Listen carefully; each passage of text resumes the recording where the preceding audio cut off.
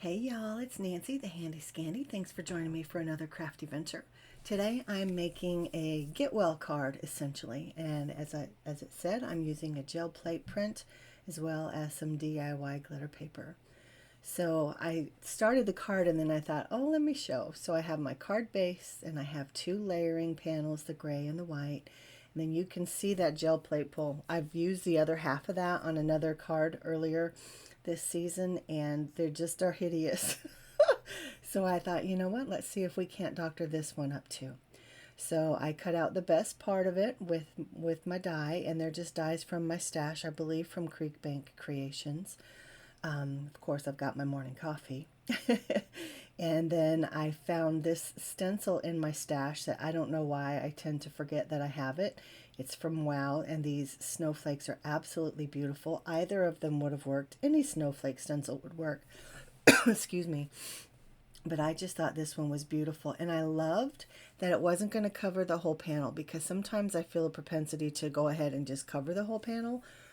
But this actually decided the design of the entire card. So I love that it was just like maybe 2/3 of the card that got the paste, the paper glaze from Picket Fence. And then I decided that I wanted some glitter stock, but I did not have any white left. So I have this piece of well, it's sticky paper. I think it's called sticker paper.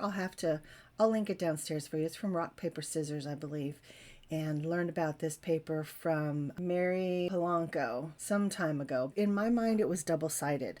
So one side was going to go down on some cardstock, and then the other side I was going to use to create the glitter paper like I'm doing. However, it's only one-sided, so there's no added stability that cardstock would provide. So it's just the flimsy sticker paper.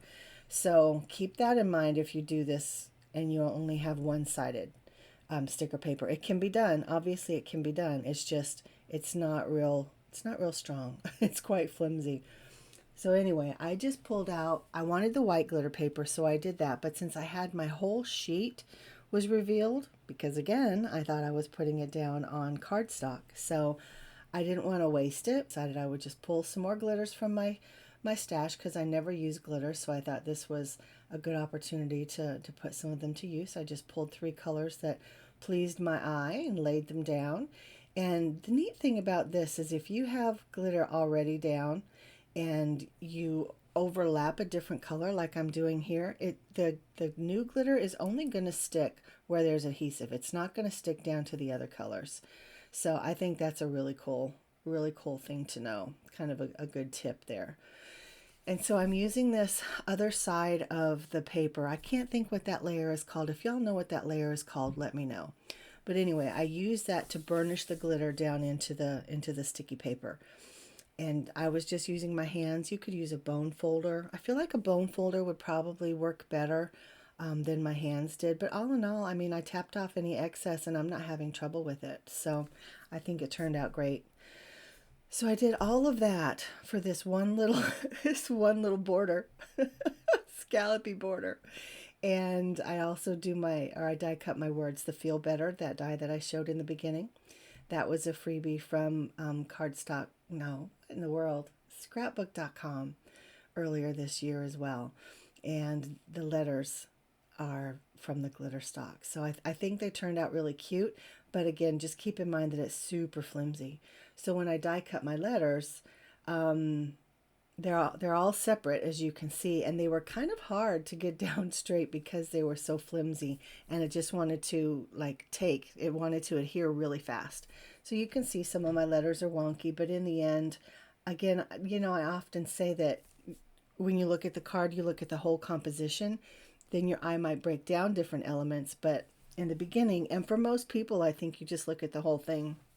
A lot of us that are makers, we look at the details to see how it was made and to appreciate all those details. But I think that most people just look at the whole composition.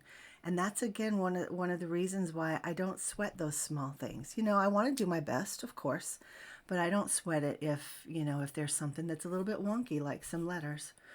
But I did want another little element, and then I remembered that I had this sweet snowman. He's from MFT. He has so much joy. And you know, when you feel good after you've been feeling sick, it's like glorious. I feel like he represented that.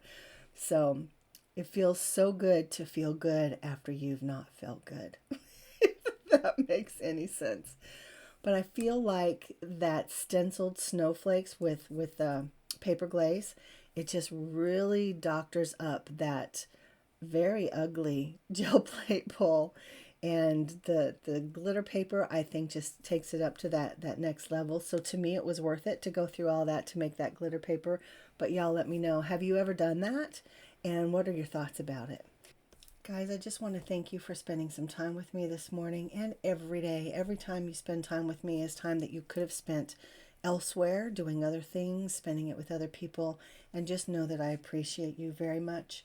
I wish you all a very happy new year, and I'm praying that 2023 brings us all a lot of joy and happiness and the strength to get through whatever comes that's not joyful or happy.